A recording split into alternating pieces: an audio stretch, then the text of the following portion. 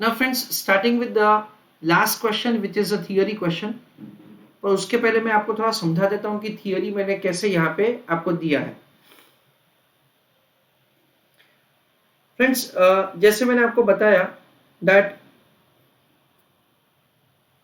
Basically ये module का ही sequence है जिसमें 11 चैप्टर मैं एक एक्स्ट्रा पढ़ाता हूँ, पर उसके अलावा बाकी के सारे चैप्टर्स है ना वो मॉड्यूल के हैं। मॉड्यूल का सीक्वेंस ही रखा है मैंने so that you can relate it. ये फर्स्ट और सेकंड जो है ना वो थियोरी चैप्टर्स है और बाकी के चैप्टर्स में ऑफ कोर्स थियोरी और प्रैक्टिकल का कॉम्बिनेशन है। नाउ व्हाट हैपेंस एट से एग्जामिनेशन का पैटर्न भी मैंने आपको बताया, जिसमें जो 6 क्वेश्चन है वो थियोरी क्वेश्चन होता है। तो जो 6 क्वेश्चन थियोरी क्वेश्चन होता है ना उसमें listen carefully, we have the theory from the practical chapters and theory from the theory chapters, ऐसा करके उसका कॉम्बिनेशन होता है। तो what I have done is this, मैंने ना आईपीसीसी यानी आपका जो पुराना सिलेबस था उसका नवंबर 2009 से लेके जनवरी 2021 तक के सारे थियोरी क्वेश्चंस उसमें जो पूछे गए वो दे रखे हैं, और इंटरमीडिएट का जो शुरुआत से मई 2018 से जनवरी 2021 के सारे क्वेश्चन पेपर दैट इज सारे क्वेश्चन पेपर्स का थियोरी क्वेश्चन वहां पे रखा हुआ है।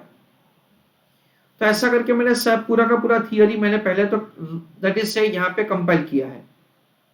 उसके बाद फ्रेंड्स मैंने क्या किया है कि at the end of the every practical chapter जो भी थियोरी के क्वेश्चंस एग्जामिनेशन में ये प्रैक्टिकल चैप्टर से पूछे गए थे ना उसका क्रॉस रेफरेंस दे रखा है। जैसे कि मई 2010 का जो आईपीसीसी का पेपर था उसमें क्वेश्चन नंबर 5 ये चैप्टर में से था। अगेन नवंबर 2018 का आईपीसीसी का पेपर था उसमें 7E ये दैट इज से ये चैप्टर में से था। ऐसा करके मैंने क्रॉस रेफरेंसेस दे रखे हैं।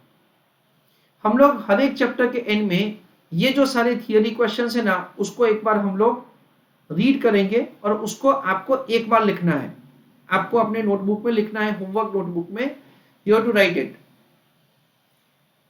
तो क्या होगा, जो भी एग्जामिनेशन में ये क्वेश्चंस पूछे गए ना जो सारे theory whatever the theory which have been asked in examination so far उसमें से मेजॉरिटी ऑफ द कंपोनेंट क्या हो जाएगा, कवर अप हो जाएगा। फॉर एग्जांपल टोटल मान लेते हैं कि 100 क्वेश्चंस है, तो 100 क्वेश्चंस में से एटलीस्ट हमारे 60 जितने क्वेश्चंस कवर अप हो जाएंगे थ्रू दिस, और बाकी के जो 40 क्वेश्चंस है ना वो हम लोग बाद में कवर अप करेंगे, वो कवर अप करेंगे पर बाद में करेंगे। दैट इज द वे मैंने पूरा का पूरा थियोरी प्लान किया है। अब ये सजेस्टेड आंसर में से थियोरी करने का मुझे लग रहा है कि कुछ फायदा इस हिसाब से है।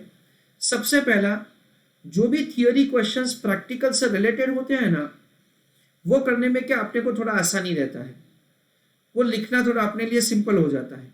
That is the first advantage.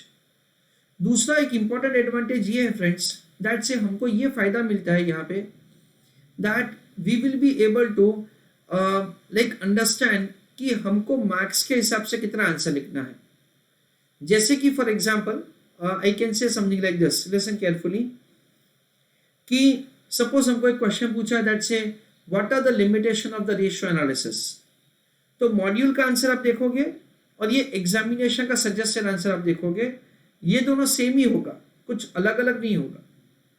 वहां पे भी 10 पॉइंट है, यहाँ पे भी 10 पॉइंट है, पर ये 10 पॉइंट के बाद ये लोग क्या ऐसा नीचे क्लैरिफिकेशन देते हैं that you have to write any 6 out of the 10 points, you have to write only 4 out of the 10 points.